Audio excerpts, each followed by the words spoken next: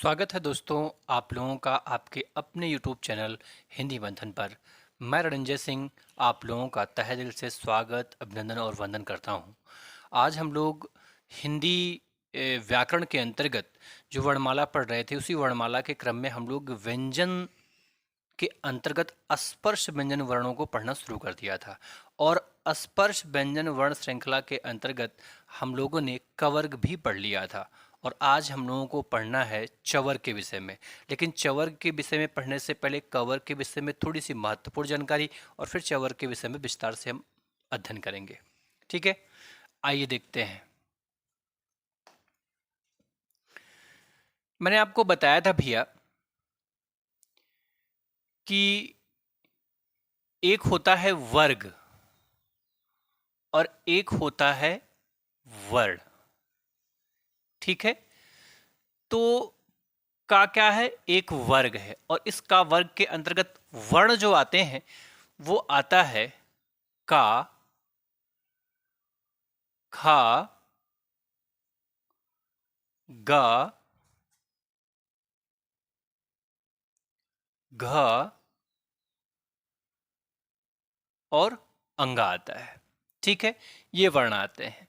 वास्तव में इन वर्णों को यानी क ख ग घ अंगा, इनको हम क्या कहते हैं? तो इनको भैया हम कोमल वर्ण कहते हैं। क्या कहते हैं? कोमल वर्ण कहते हैं। अर्थात ये का से लेकर के ये जो आप वर्ण देख पा रहे हैं, इन वर्णों को हम क्या कहते हैं? तो इन वर्णों को हम कोमल वर्ण कहते हैं। क्या कहते हैं भैया?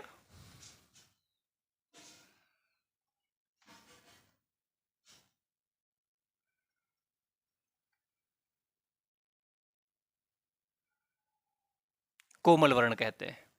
ठीक है, इसमें ही मैंने आपको बताया था कि वास्तव में किसी भी वर्ण पर जो बिंदी के लगने की स्थितियां होती हैं वो चार स्थितियां होती। कितनी?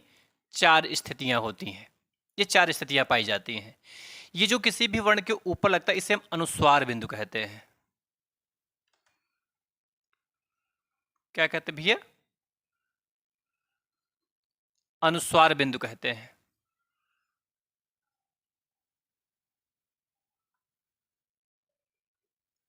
और इसे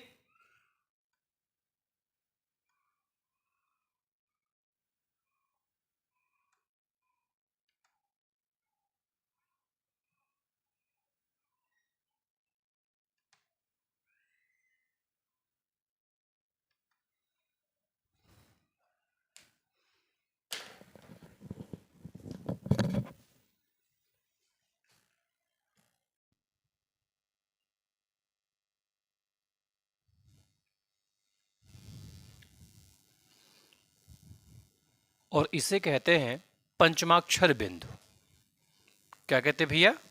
पंचमाक्षर बिंदु कहते हैं।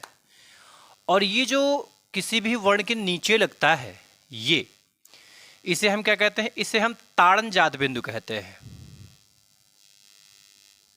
ताड़न जात बिंदु।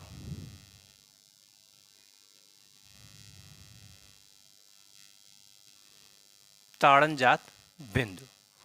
और इसे क्या कहते हैं? इसे हम आगत बिंदु कहते हैं। आगत बिंदु। आगत बिंदु कहते हैं। ठीक है, या इसी का एक और भी नाम है भैया, इसे हम लोग नुक्ता भी कहते हैं।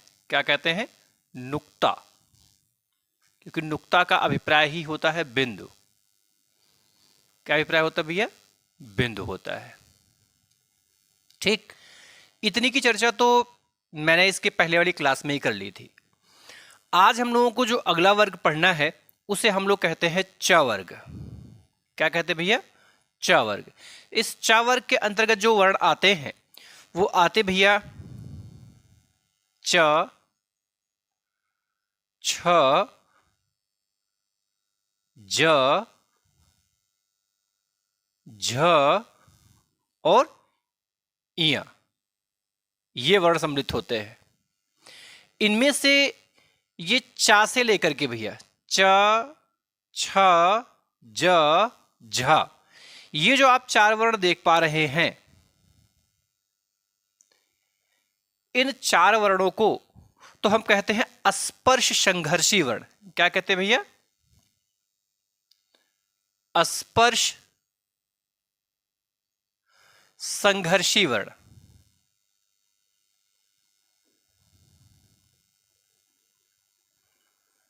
क्यों कहते हैं इसे स्पर्श संघर्षी वर्ण? देखिए, क्योंकि यह स्पर्श वर्ण श्रृंखला के अंतर्गत आ रहा है, क्योंकि चाचा जाझा इया स्पर्श वर्ण है। स्पर्श के साथ साथ इनका उच्चारण जो होता है घर्षण के साथ होता है। कैसे होता है? घर्षण के साथ होता है। देखिए, च, हाथ आगे करके देखिए, च, छ, ज, झ। तो च, छ, ज, झ, ये जो 4 वर्ण देख रहे हैं, इनको हम क्या कहते हैं भैया? स्पर्श संघर्षी वर्ण। आपसे पूछा जाए कि स्पर्श संघर्षी वर्णों की संख्या कितनी होती है, तो 4 होती है। कौन कौन से होते हैं? तो वो होते हैं च, छ, ज, झ। ठीक है, ये होते हैं। इसमें ये जो आप झावर्ण देख रहे हैं, इस झावर्ण की 2 स्थितियां पाई जाती हैं। कितनी स्थितियां? 2 स्थितियां। एक तो ये है, और एक इसका एक अमानक रूप पहले पाया जाता था। ठीक है, वो कैसे था? तो इस तरीके से बनता था इसका अमानक रूप। क्या भैया? अमानक।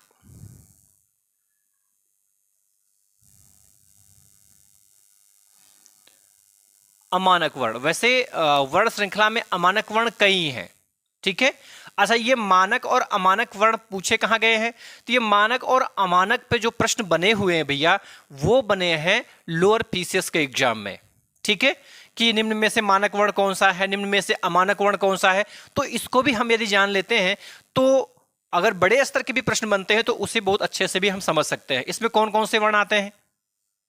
देखिए, इसमें एक ये वर्ण देखिए, ये भी अमानक हो गया है। इसके अलावा एक वर्ण आता है ये भी अमानक वर्ण है। ठीक है, और एक वर्ण ये है, ये भी अमानक वर्ण है। और एक वर्ण ये भी अमानक वर्ण है। और एक वर्ण ये है, ये भी अमानक है। और एक ये झा, ये भी अमानक है। ये सारे के सारे क्या है? अमानक वर्ण है। ठीक, इनका मानक रूप क्या है वह जानना बहुत जरूरी है। देखिए, अब ओम के लिखने की स्थिति थोड़ा बदल चुकी है, और अब हम लोग जो ओम लिखते हैं वो इस तरीके से लिखते हैं भैया।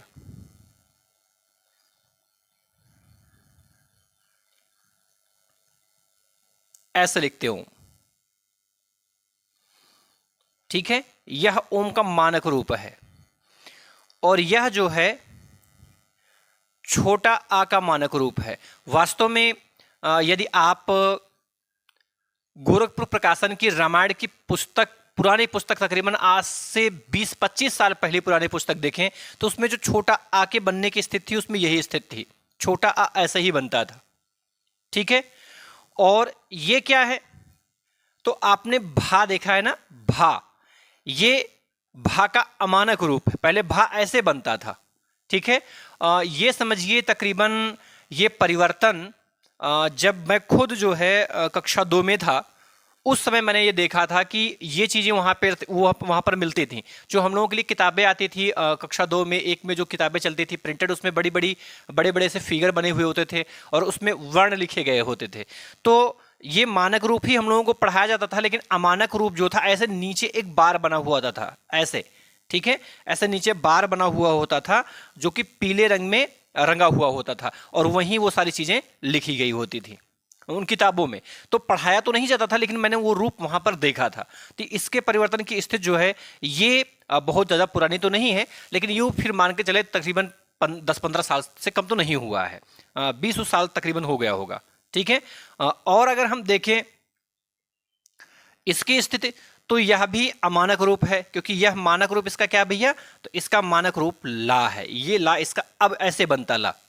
ठीक है, और ये जो देख रहे हैं ये स्रा है, इसके स्रा के बनने की स्थिति अब ऐसी हो गई वर्तमान में। इसका मानक रूप ये है। ठीक है, और इसका मानक रूप तो यहाँ ऊपर देखा ही आपने, यहाँ चाहे लिख लो। ये मानक रूप किसका है भैया? झा का। ये तो आप इसे कह सकते हैं मानक वर्ण। क्या कह सकते हैं भैया इनको? मानक वर्ण। ठीक है, मानक वर्ण। समझ में आया? ये ऊपर वाला अमानक रूप है और नीचे वाला उसी का मानक रूप मैंने लिखा है। आप इसका भी स्क्रीनशॉट लें और यदि कहीं पर किसी भी प्रकार का कोई संदेह हो तो आप इसे कमेंट बॉक्स में रख करके आप अपने प्रश्न को पूछ भी सकते हैं। ठीक है, बात समझ में आ रही है आपके भैया? यहां तक की बात समझ में आ रही है? चलिए, अब ये मानक और अमानकता पे प्रश्न कैसे बनते हैं उसे थोड़ा सा देख लेते हैं हम लोग, है ना, कि इस पे प्रश्न कैसे पेपरों में पूछे जाते हैं। तब आप समझ पाएंगे कि इनके बताने का उद्देश्य क्या है ना। चलिए, अच्छा, ये जो आप देख रहे हैं बिंदुओं के प्रयोग की स्थिति, इनका प्रयोग कहाँ हम व्याकरण में करते हैं? ध्यान रहे, जो वर्णमाला है, वर्णमाला कई बिंदुओं को साथ में लेकर के चलता है। जैसे वर्णमाला का यदि आपको सम्यक ज्ञान हो जाए तो वर्तनी शुद्धि संबंधी समस्याओं का निदान काफी हद तक हो जाता है। वर्णमाला पर ही आपका तत्सम और तद्भव डिपेंडेंट होता है। वर्णमाला पर ही आपकी संधि डिपेंड होती है। अर्थात वर्णमाला जो है, वर्णमाला को तो साथ में लेके चलता ही चलता है, साथ ही साथ वर्णमाला से संधि का ज्ञान, वर्णमाला से ही शब्द शुद्धि का ज्ञान, वर्णमाला से ही तत्सम तद्भव का ज्ञान, इन सारी चीजों का ज्ञान होता है। ठीक है, तो ये जो बिंदुओं के प्रयोग की स्थितियां होती हैं ये वास्तव में वर्तनी शुद्धि में काम करती हैं। कहां? वर्तनी शुद्धि में काम करती हैं। ठीक, बात समझ में आई? चलिए, अब इन पर प्रश्न कैसे बनते हैं उस प्रश्न के टाइप को भी हम समझ लेते हैं ना, कि ये मानकता और अमानकता पे प्रश्न कैसे बनते, पेपर में प्रश्न कैसे पूछे जाएंगे और आप उनका जवाब कैसे देंगे। देखिए, प्रश्न क्या पूछा गया था? पहला ही प्रश्न था, निम्न में से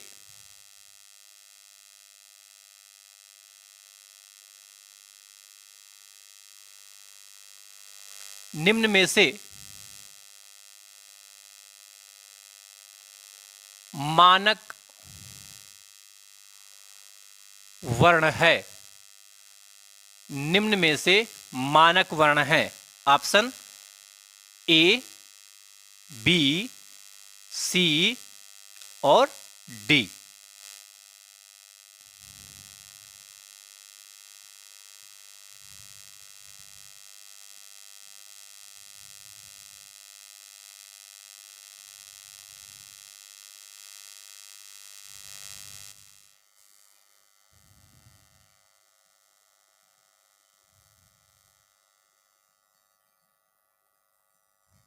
ये आ गया प्रश्न पेपर में।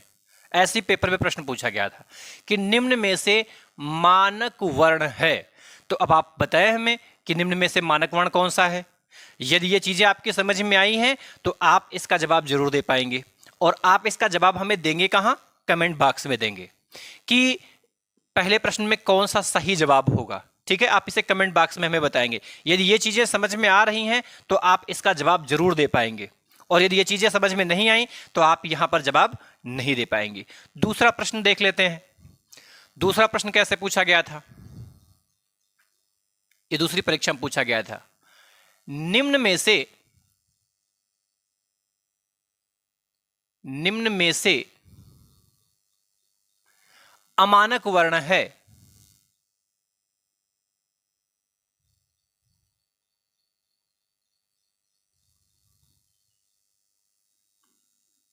अमानक वर्ण है।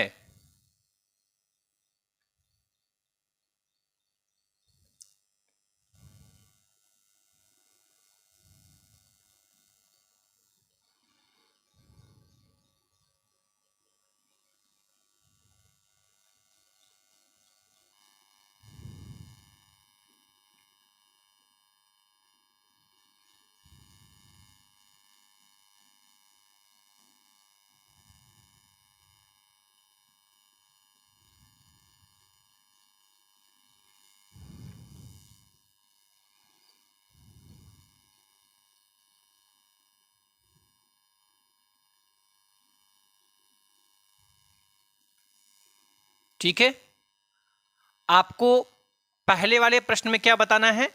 मानक वर्ण कौन सा है। और दूसरे वाले में क्या बताना है? अमानक वर्ण कौन सा है। इन दोनों ही प्रश्नों का जवाब आप हमें कमेंट बॉक्स में देंगे, ठीक है। अगर आप वर्ण नहीं बना पाते हैं तो ऑप्शन करके दे दीजिएगा। इसमें ए बी सी डी में कौन सा सही है, इसमें ए बी सी डी में कौन सा सही है, आप लिखेंगे। पहले का जो भी सही होगा ए बी सी डी में से उसको लिख देंगे, दूसरे में से ए बी सी डी में से जो सही होगा उसको लिख देंगे। आप समझ में आ रही बात भैया? तो आप इस तरीके से आप अपने इन प्रश्नों का जवाब दे सकते हैं और इस प्रश्न का जवाब आप हमें कमेंट बॉक्स में देंगे। यदि मैंने ये चीजें आपको समझाई, आपके समझ में आ गया है, तो आप इसका जवाब जरूर दे पाएंगे। और यदि नहीं समझ में आया है तो कमेंट बॉक्स में कमेंट भी कर सकते हैं, सर ये चीजें हमारी समझ में नहीं आई हैं, आप इसे और बेहतर तरीके से हमें समझाएं। ठीक है, मैंने बता दिया आपको मानक और अमानक वर्ण कौन कौन से हैं, और मैंने इनका यूज बता दिया कि पेपर में यहां पर प्रश्न कैसे बनते हैं। ठीक है, आई होप ये बात आपके समझ में आ गई होंगी। आप इसका एक स्क्रीनशॉट लें और फिर हम लोग चलते हैं अगले क्रम की तरफ। तो का वर्ग समाप्त हो गया, चा वर्ग समाप्त हो गया। अब हम लोग पढ़ेंगे भैया टा वर्ग। कौन सा वर्ग भैया? टा वर्ग।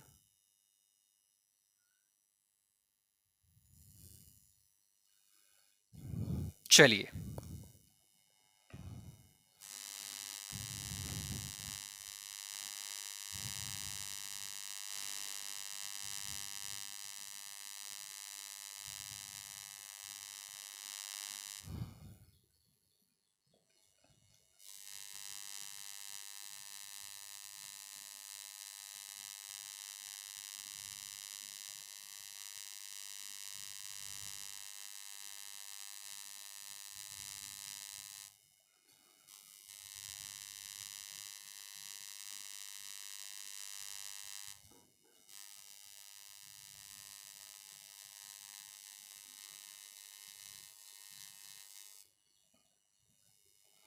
ठीक है, ये जो आप वर्ण देख रहे हैं, ये वर्ण आपके कौन से वर्ग के हैं भैया? तो ये टा वर्ग के वर्ण हैं।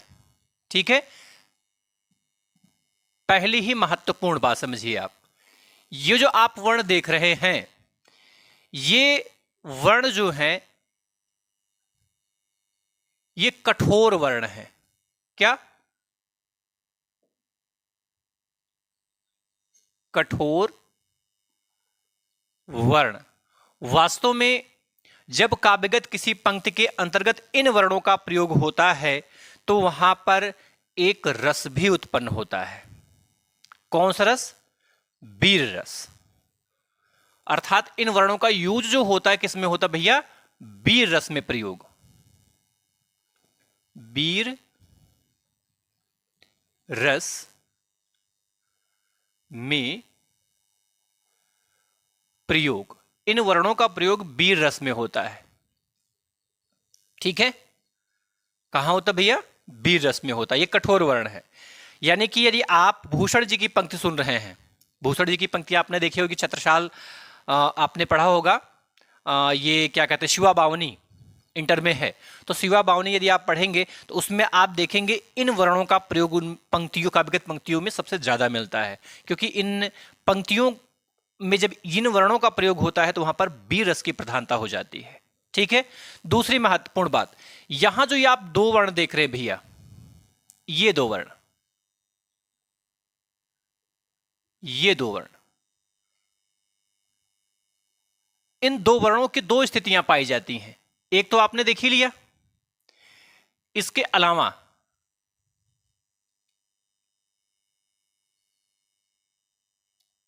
एक स्थिति भैया इनकी ये भी पाई जाती है,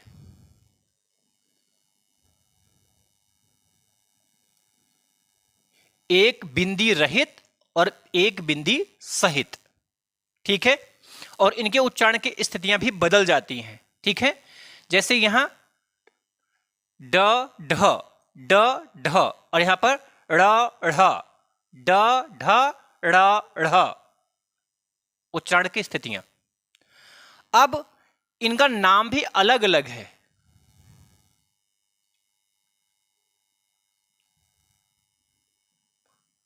उपनाम,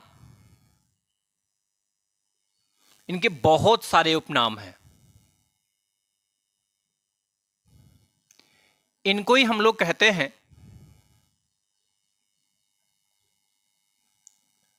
ताड़न जात वर्ण।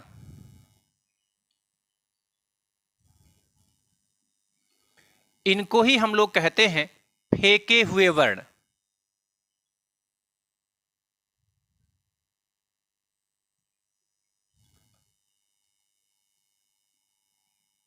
फेंके हुए वर्ण ये दो तरीके से लिखे जाते हैं, इसलिए इनको हम क्या कहते हैं? द्विगुण वर्ण।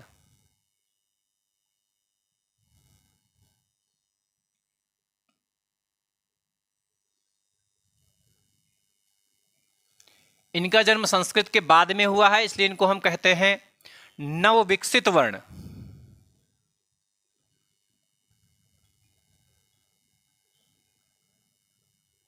नवविकसित वर्ण।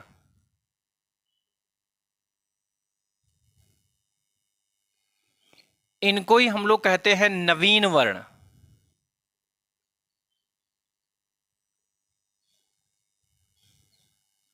इन्हीं को हम लोग कहते हैं उच्छिप्त वर्ण।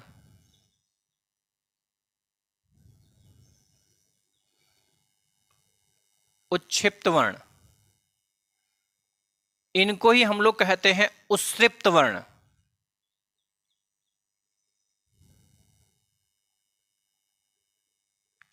उत्सृप्त वर्ण।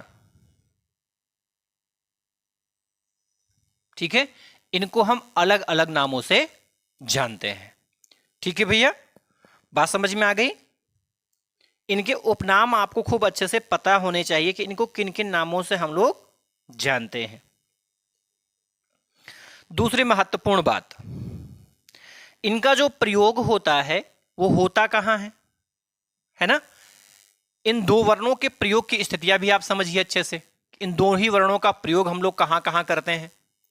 ध्यान रहे, ये जो दो वर्ण हैं,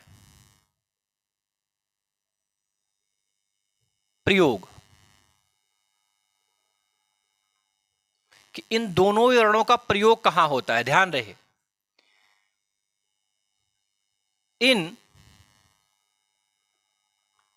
दोनों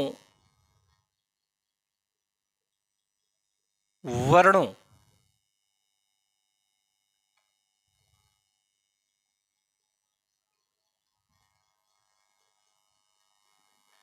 इन दोनों वर्णों का प्रयोग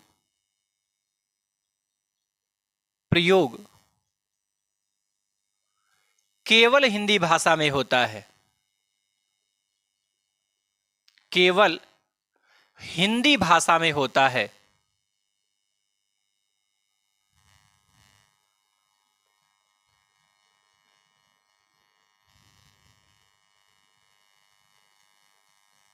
केवल हिंदी भाषा में होता है। दूसरी महत्वपूर्ण बात, दूसरी महत्वपूर्ण बात, दूसरी महत्वपूर्ण बात यह है कि इन दो वर्णों का प्रयोग केवल और केवल तद्भव शब्दों में होता है। इन द्विगुण वर्णों का प्रयोग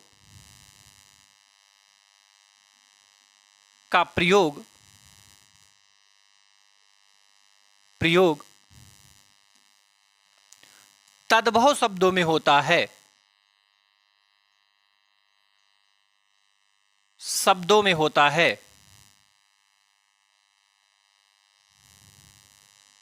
होता है।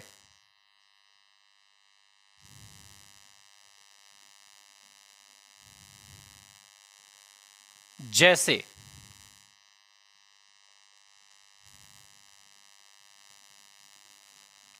पेड़, सड़क, सड़क।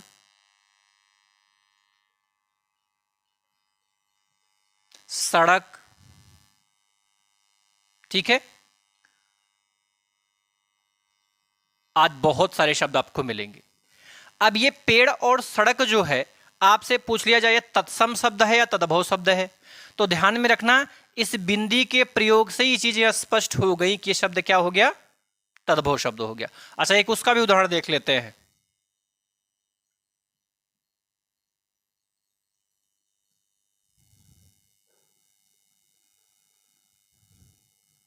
मेंढक, मेंढक में ध्यान दीजिएगा, मेंढक, ठीक है। याद भी तद्भव शब्द है। कैसा? तद्भव। ये बिंदी आ गई ना, देखिए ये बिंदी आ गई, ये बिंदी आ गई, अर्थात ये दो वर्ण यदि किसी भी शब्द के साथ में प्रयोग में आ गए तो दिमाग में रखना वो शब्द सदा सर्वदा के लिए क्या हो जाएगा? तद्भव हो जाएगा। क्या हो जाएगा भैया? तद्भव हो जाएगा। ये बात आपको ध्यान में रखना है, क्योंकि इन दोनों ही वर्णों का प्रयोग केवल तद्भव शब्दों में होता है, कभी तत्सम शब्दों में नहीं होता है। क्योंकि इसका तत्सम रूप क्या होता है? इसका तत्सम रूप वृक्ष होता है। क्या होता है? वृक्ष होता है। इसका तत्सम रूप जो होता है वो मार्ग होता है। क्या होता है? मार्ग होता है। और इसका जो तत्सम रूप होता है क्या होता है? मेढक। मेढक का तत्सम रूप क्या होता है? मंडूक।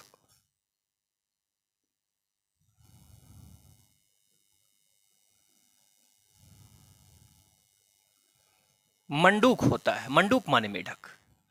ये इनका क्या है? तत्सम रूप है, और ये इनका तद्भव रूप है। तद्भव रूप में ध्यान में रखना कि अगर ड़ ढ़ वर्ण किसी भी शब्द के साथ में आ गए तो वो क्या हो जाते हैं भैया? तो वो तद्भव शब्द हो जाते हैं। ये नियम दिमाग में रखना हमेशा। किसी भी शब्द के साथ में अगर इन दो वर्णों का प्रयोग कर दिया किसी भी, तो दिमाग में रखना वो शब्द जो हो जाएगा वो तद्भव हो जाएगा। दूसरी महत्वपूर्ण बात, ये जो ड़ ढ़ दो वर्ण हैं, अर्थात ये जो द्विगुण वर्ण हैं, द्विगुण वर्णों का प्रयोग कभी संस्कृत के शब्दों में हो ही नहीं सकता। क्यों नहीं हो सकता है? क्योंकि संस्कृत के बाद में हिंदी का जन्म हुआ है। जब संस्कृत भाषा थी तब ये दो वर्ण थे ही नहीं, और संस्कृत के बहुत समय के बाद में जब हिंदी का विकास हुआ तो हिंदी के विकास के समय इन दो वर्णों का जन्म हुआ। इसीलिए इनको हम नवविकसित वर्ण कहते हैं, और इनको हम लोग दो तरीके से लिखते हैं, इसलिए इनको हम लोग द्विगुण वर्ण कहते हैं। जब हम इनका उच्चारण करते हैं तो हमारी जीभ जो है बड़ी वेग के साथ बाहर को फेंकी जाती है। ठीक है, ड़ ढ बोल के देखिए, ड़ ढ, जीभ झटका खा रही है। ठीक है, तो जीभ ऐसे जैसे लग रहा है जैसे जीभ को फेंक दिया जा रहा हो बाहर की तरफ, इसलिए इसको हम फेंके हुए वर्ण कहते हैं। इसीलिए इसको हम ताड़न जात वर्ण कहते हैं। इसीलिए इसे हम उच्छिप्त या उत्सृप्त कहते हैं। नवीन वर्ण कहने का कारण क्या है? तो नवीन वर्ण इसलिए कह दिया जाता है क्योंकि यह अभी नया वर्ण है, अभी जल्दी इसका विकास हुआ। अर्थात हिंदी जब जन्मी तो हिंदी के जन्म के साथ ही इस वर्ण का भी जन्म हुआ, इसलिए इसे हम नवीन वर्ण कहते हैं। बात समझ में आ गई? अभी इसकी विशेषता देखेंगे। तो ये हुआ इनका उपनाम। आपसे उपनाम पूछा जाए कि इनका उपनाम क्या है, तो इनको हम ताड़न जात वर्ण कहते हैं, फेंके हुए वर्ण कहते हैं, द्विगुण वर्ण कहते हैं, नवविकसित वर्ण कहते हैं, नवीन वर्ण कहते हैं, उत्सृप्त वर्ण कहते हैं और उच्छिप्त वर्ण कहते हैं। ठीक है, वहीं इनके प्रयोग की स्थितियां क्या है? देखिए, इन दोनों ही वर्णों का जो प्रयोग होता है वो कहां होता है? तो केवल और केवल हिंदी भाषा में इनका प्रयोग होता है। और हिंदी भाषा के शब्द क्या होते हैं? तद्भव शब्द होते हैं। अर्थात इन दोनों ही वर्णों का प्रयोग केवल और केवल तद्भव शब्दों में ही होता है। बात समझ में आई? अब इसका आप स्क्रीनशॉट लें और फिर इसके आगे की चीजें मैं आपको बताता हूं। इसकी विशेषता क्या है, ले लीजिए इसका स्क्रीनशॉट भैया। आप ले लिया स्क्रीनशॉट आपने? बहुत अच्छी बात है। अब हम लोग चलते हैं इसके आगे। इसकी विशेषता क्या है, विशेषता देखते हैं।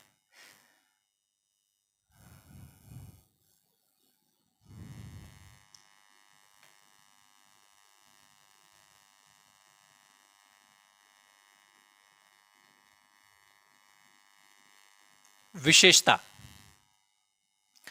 अब विशेषता क्या है? तो इसकी सबसे बड़ी विशेषता यह है कि इन द्विगुण वर्णों को आप कभी भी किसी भी स्थिति में स्वर रहित नहीं कर सकते हैं। स्वर रहित मतलब इनको आप आधा नहीं कर सकते हैं। हिंदी वर्णमाला में यही दो व्यंजन वर्ण ऐसे हैं जिनको किसी भी स्थिति में स्वर रहित नहीं किया जा सकता है। बाकी जितने भी आपके व्यंजन वर्ण हैं उनको स्वर रहित आसानी से किया जा सकता है। अब क्यों नहीं किया जा सकता है वो भी हम आपको बताते हैं। तो पहली विशेषता लिख लेते हैं।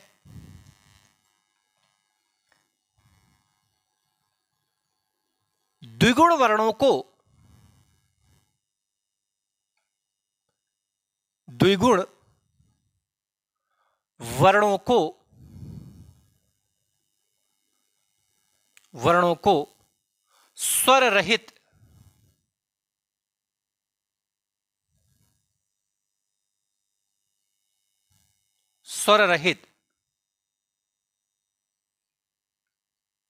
यानी आधा नहीं किया जा सकता।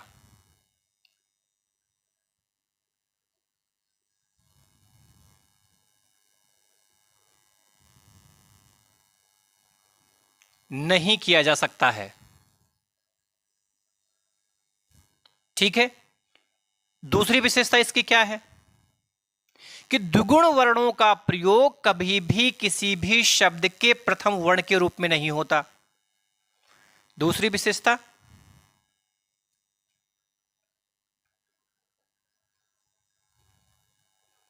द्विगुण वर्णों का कभी भी किसी भी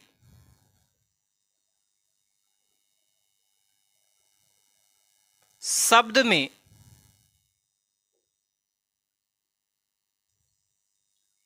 प्रथम वर्ण के रूप में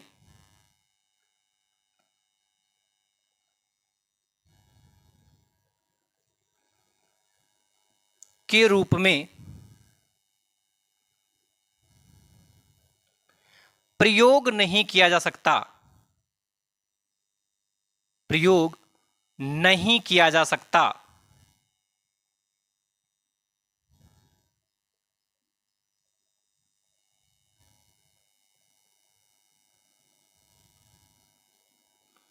नहीं किया जा सकता है।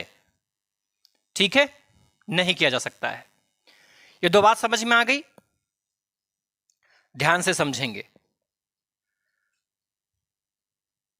आप कोई जल्दबाजी ना करें। यदि आप वास्तविकता समझना चाहते हैं तो थोड़ा सा समय दें, इसकी वास्तविकता समझें आप।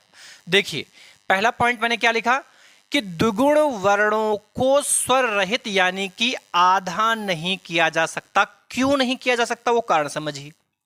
देखिए, किसी भी व्यंजन वर्ण को स्वर रहित करने के लिए या तो हम, क्योंकि व्यंजन को स्वर रहित करने के तीन तरीके हैं। कितने तरीके हैं? तीन तरीके हैं। पहला तरीका, यदि किसी भी व्यंजन वर्ण को हमें स्वर रहित करना होता है तो हम क्या करते हैं, उसकी जो खड़ी पाई होती है, खड़ी पाई हटा देते हैं और वो वर्ण आधा हो जाता है। ठीक है। या तो जो गोल वर्ण होते हैं, उन गोल वर्णों के नीचे हम हल चिन्ह लगा देते हैं और वो वर्ण आधे हो जाते हैं। अब आपको पता है कि ये दोनों के दोनों वर्ण कैसे वर्ण है? गोल वर्ण है। गोल वर्ण का मतलब ये होता है जिनका निचला सिरा, भैया जिनका निचला सिरा क्या हो? गोल हो।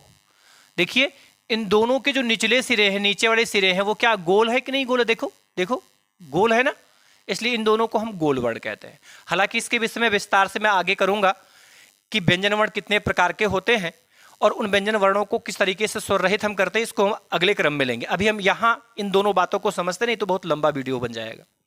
ठीक है। अब इन दोनों वर्णों को हम गोल वर्ण कहते हैं। इनको जब भी हमें आधा करना होगा, इनके नीचे हमें क्या करना होगा? हल चिन्ह लगाना होगा। अब इन दोनों वर्णों को आधा करके पहले देख लेते हैं। देखिए, इसको और इसको, ये जो दो वर्ण है, ये वाले, ये इनको तो आधा हमें करना हुआ तो इसके नीचे हम हल लगा दिए तो इनका आधा रूप बन गया, ये स्वर रहित बन गए। ठीक, क्योंकि गोल वर्ण थे, हल चिन्ह मैंने लगाया और हल चिन्ह के लगाते ही ये दोनों वर्ण आधे हो गए। लेकिन अगर इन दोनों वर्णों की स्थितियां आप देखते हैं, देखिए ये दो वर्ण ध्यान से देखिए, अगर इनके नीचे हम हल चिन्ह लगाएंगे तो यही हल चिन्ह लगाएंगे और जैसे ही आप हल चिन्ह लगा रहे हो क्या रहा है कि इनकी जो बिंदी है वो बिंदी क्या हो जा रही है? स्वतः नष्ट हो जा रही है। और जब बिंदी नष्ट हो गई तो ये किस रूप में आ गया? इस रूप में आ गया। फिर ये वो द्विगुण रह कहां गया? बात समझ में आ रही ना? क्योंकि अगर बिंदी होता तो ही ये द्विगुण होता, और बिंदी के नीचे ही हम लोग, बिंदी के साथ ही हम लोग हल लगा रहे हैं। अच्छा, कुछ लोग अरे नहीं सर इसके नीचे ना लगाते आप यहां लगा दीजिए, तो ऐसा कभी नहीं हो सकता है। क्यों नहीं हो सकता है?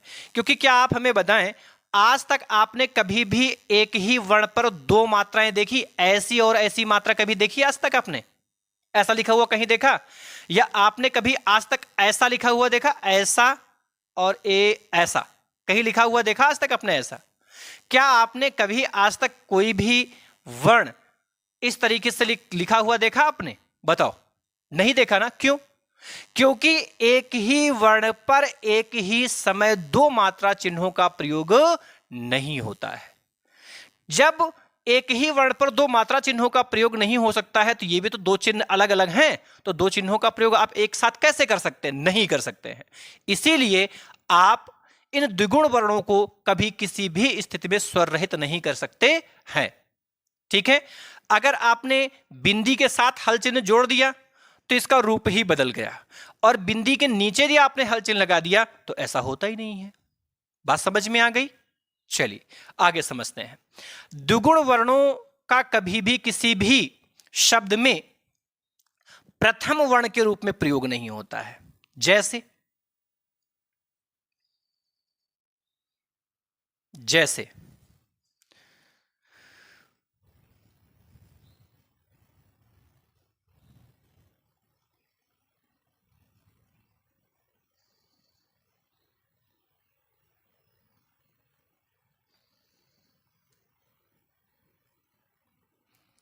लो, कितने ऐसे महानुभाव हैं जिसने ढाबा ऐसे लिखा हुआ देखा है, डमरू ऐसे लिखा हुआ देखा है, या ढोल ऐसे देखा है लिखा हुआ? देखा किसी ने आज तक? देखा है? नहीं देखा है। क्यों नहीं देखा है? क्योंकि ऐसा ढाबा या ऐसे डमरू या ऐसे ढोल लिखा ही नहीं जा सकता। और अगर लिख दिया आपने तो मुझे पढ़ के बताओ इसे पढ़ोगे क्या? फिर यदि आपने इसके नीचे ये बिंदी लगा दिया ना, तब ये ढाबा नहीं पढ़ा जाएगा, ये क्या पढ़ा जाएगा? ढाबा। ढाबा पढ़ा जाएगा, ढाबा नहीं पढ़ा जाएगा, ढाबा पढ़ा जाएगा। क्योंकि वो ढ़ा है तो ढाबा हो गया, और ये क्या हो गया? रमरू हो गया। क्या हो गया? रमरू हो गया। और ये क्या हो गया? ढोल हो गया। ढोल नहीं है, ढोल। अब आप बताएं, ऐसा कभी नहीं हो सकता है। ये सारे के सारे शब्द क्या हो गए? गलत। सारे के सारे शब्द क्या हो गए? गलत। इनका शुद्ध रूप क्या है? ध्यान रहे, ढाबा जब भी लिखा जाएगा भैया तो ध्यान रखना, ढाबा के नीचे कभी भी बिंदी नहीं लगेगी। यदि आपको डमरू लिखना है तो डमरू के नीचे कभी भी बिंदी नहीं लगेगी। यदि आपको ढोल लिखना है, ढोल, तो ढोल के नीचे कभी भी आप बिंदी नहीं लगाएंगे। ये इनका शुद्ध रूप है और ये इनका अशुद्ध रूप है। बात समझ में आ गई? बात समझ में आई? क्यों क्यों ऐसा है? तो आपने नियम लिखा है कि द्विगुण वर्णों का प्रयोग कभी भी किसी भी शब्द के प्रथम वर्ण के रूप में नहीं होता है, और यहां प्रथम वर्ण के रूप में आप द्विगुण वर्ण लिख रहे हैं, जबकि ऐसा होता ही नहीं है। तो जब होता ही नहीं है तो आप कैसे कर सकते हो? बात समझ में आई? तो मैंने आपसे बताया कि यदि आप वर्णमाला को अच्छे स्तर पे पढ़ रहे हैं तो यहीं से शब्द शुद्धि आपका सुधरता है, यहीं से आपके तत्सम तद्भव के नियम आपको पता चलते हैं, यहीं से आपको वर्णमाला का सम्यक ज्ञान प्राप्त होता है, और यहीं से ही आपको संधि का भी ज्ञान प्राप्त होता है, क्योंकि आप वर्णमाला के तुरंत बाद संधि ही पढ़ने वाले हैं। ठीक है? इसलिए वर्णमाला को अच्छे तरीके से आप पढ़िए कि इसकी वास्तविकता होती क्या है। मैं भी चाहता तो आपको एक लाइन में पढ़ाकर किससे खत्म कर देता, किंतु मैं चाहता हूं कि आप वास्तविकता को समझें, इसकी गहराई को समझें कि सत्य क्या है। ठीक है? तो आप इसका स्क्रीनशॉट लें। अगर कहीं पर किसी भी प्रकार का कोई भी संदेह होगा तो आप कमेंट बॉक्स में अपना प्रश्न रख सकते हैं, निसंदेह भाव से रख सकते हैं भैया। आप इसका स्क्रीनशॉट लीजिए। आप ले लिया स्क्रीनशॉट आपने भैया? चलिए, बहुत अच्छी बात है।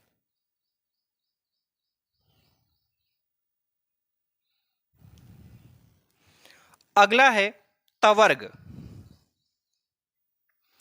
कौन सा वर्ग है भैया? तवर्ग है। आइए तवर्ग के विषय में विस्तार से पढ़ते हैं। देखिए, वक्त भले ही ज़्यादा लग जाए, लेकिन सत्य का बोध होना जरूरी है। आप हिंदी पढ़ रहे हैं और हिंदी यदि आप सम्यक रूप से नहीं पढ़े हैं तो आपको बड़ी असुविधाएं होंगी, आप शब्द शुद्धि नहीं समझ पाएंगे। ठीक है, तो अगला वर्ग है ता वर्ग, और ता वर्ग के अंतर्गत आने वाले जो वर्ण हैं उसमें पहला वर्ण है भैया ता, दूसरा है था, दा, धा, ना।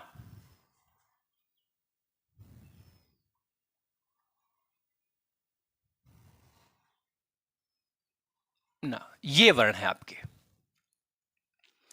अब इसमें दो वर्ण ध्यान में रखने आपको, एक तो ये था को ध्यान में रखना है और एक धा को ध्यान में रखना है। ये दो वर्ण ध्यान से देखिए आप। इन दो वर्णों को जब भी हम किसी भी शब्द के अंतर्गत प्रयोग में ले आते तो गलतियां कर बैठते हैं। ये दोनों के दोनों वर्ण जो है भैया कैसे वर्ण है? घुंडी वाले वर्ण है। कैसे वर्ण है भैया? घुंडी वाले वर्ण है। और घुंडी वाले वर्णों की सबसे खास बात यह होती है कि घुंडी वाले वर्णों के नीचे कभी भी हम क्या नहीं करते हैं, तो घुंडी वाले वर्णों के ऊपर से कभी भी सिर रेखा गुजरती नहीं है। नियम क्या है? नियम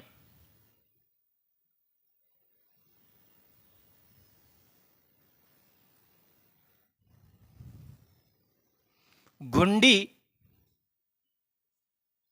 वाले वर्णों के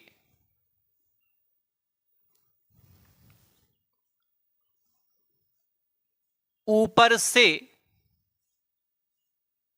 कभी भी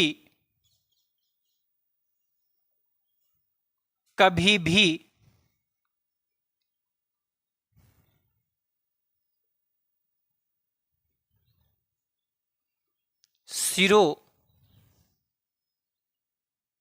रेखा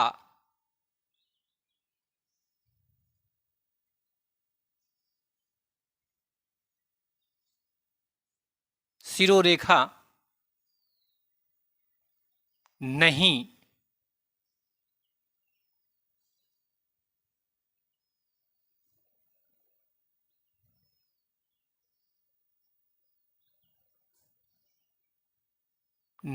गुजरती है।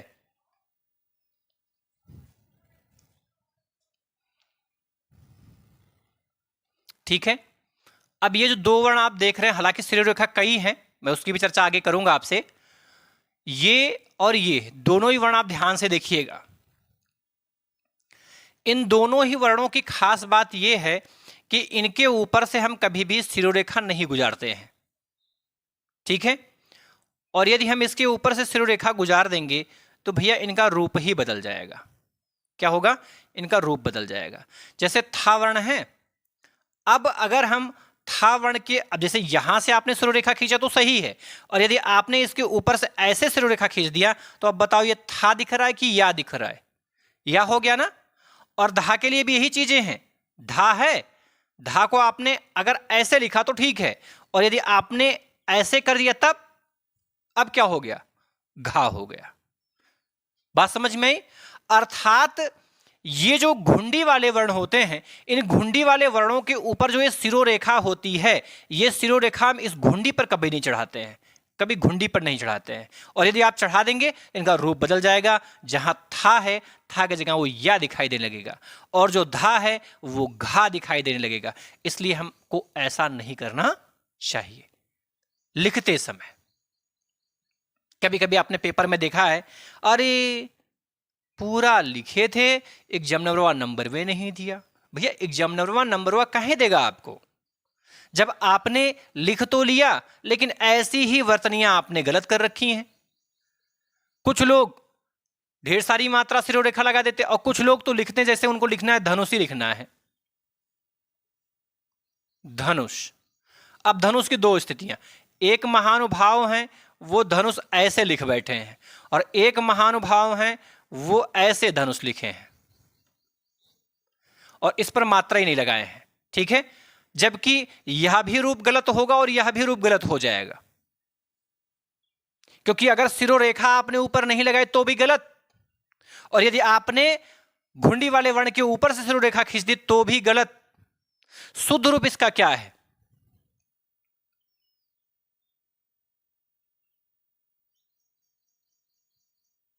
लेखन करते समय ध्यान दें, ऐसे लिखेंगे आप, ये इसका शुद्ध रूप है और ये दोनों ही रूप इसके क्या है? गलत है। बात समझ में आ गई? आई होप यहां तक की बात आपको अच्छे से समझ में आ गई होगी। आप इसका भी स्क्रीनशॉट ले लें, और स्क्रीनशॉट लेने के साथ साथ ही आपसे मैं निवेदन करना चाहूंगा कि आप हमारे इस चैनल को लाइक करें, सब्सक्राइब करें, इस वीडियो को भी लाइक करें, वीडियो पे कमेंट करें, और इस वीडियो को ज़्यादा से ज़्यादा लोगों के पास में शेयर करें, जिससे कि और लोगों को भी इसका लाभ मिल सके। धन्यवाद।